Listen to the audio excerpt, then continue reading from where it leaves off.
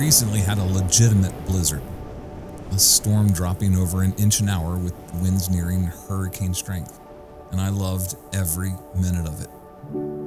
The ironic part is that just days before it had been warm enough for short sleeves and sandals.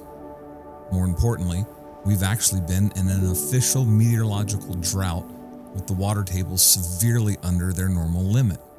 And then, a blizzard. Funny. There's a spiritual lesson to this, if you'll allow me. In a certain passage of Scripture, God makes a rather simple declaration.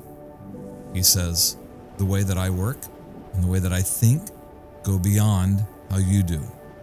And then to illustrate that, he says, "Think of the rain and the snow. It falls from the sky and does not return until it has watered the earth. The result is that things grow and blossom, and farmers can then produce food for the hungry." Catch that. God's claim is that while he can do the miraculous, he more often moves through hidden processes. And so something as important as feeding the hungry, well, can often begin with snow.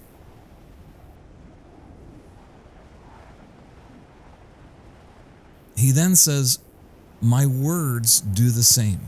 They can yield amazing things, but in the way that I determine."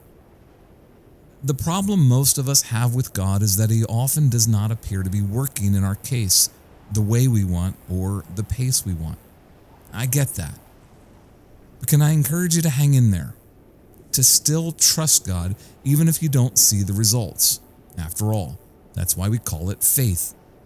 Because what is one day a drought, the next day becomes a blizzard, and then later becomes food.